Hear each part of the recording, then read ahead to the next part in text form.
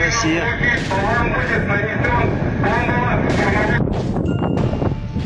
Вот так вот тут.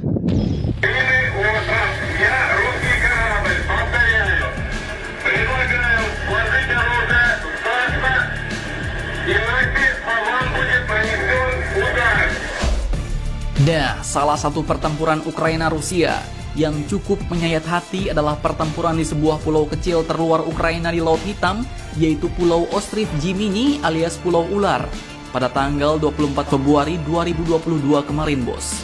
Pada saat itu, belasan tentara Ukraina pun bertahan dari gempuran kapal perang Rusia sampai titik darah penghabisan. Cukup memilukan. Sebelum pertempuran terjadi, dalam video pun terlihat jelas sebuah kapal perang Rusia datang dan mendekati pulau itu.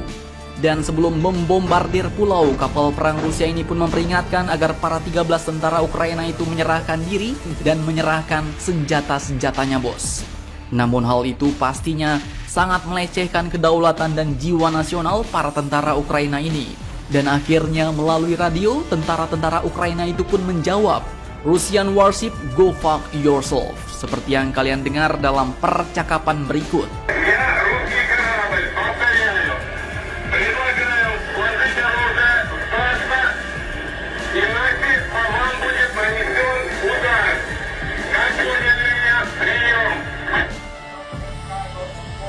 Все.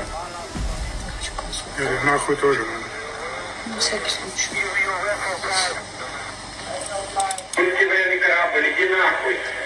Yang artinya kapal perang Rusia persetan denganmu. Nah, setelah jalinan komunikasi via radio itu, kapal perang Rusia pun melakukan serangan dan akhirnya 13 tentara itu pun pindah ke alam lain. Mereka dihancurkan karena tak mau menyerah ketika pulau itu sudah dikepung. Presiden Ukraina Pak Zelensky pun mengatakan bahwa Rusia secara terang-terangan merebut pulau Ukraina Gemini, menghancurkan infrastruktur, dan semua 13 penjaga perbatasannya pun dibuat pindah ke alam lain oleh kapal perang Rusia itu karena mereka menolak untuk menyerah. Presiden pun mengatakan bahwa mereka akan dianugerahi gelar pahlawan Ukraina post-mortem. Nah, dikutip dari Viva Militer, pulau ini sebenarnya bukan pulau kosong, bos, yang cuma dihuni oleh pasukan penjaga perbatasan. Tapi ada penduduk sipil yang bermukim di sana, dan perkampungan di desa itu diberi nama Bile. Pulau ini sebenarnya juga sempat menjadi sengketa antara Ukraina dan Rumania. 4 tahun mereka bersengketa, hingga akhirnya Mahkamah Internasional memberikan 80% wilayah laut kepada Rumania. Namun kini, pulau itu pun telah diambil oleh negara sang penginvasi, negara Raski Rusia. Sebuah kisah pertempuran yang cukup memilukan, di mana kisah heroik terjadi saat sang penjaga perbatasan menolak untuk menyerah walaupun mereka tahu mereka akan kalah.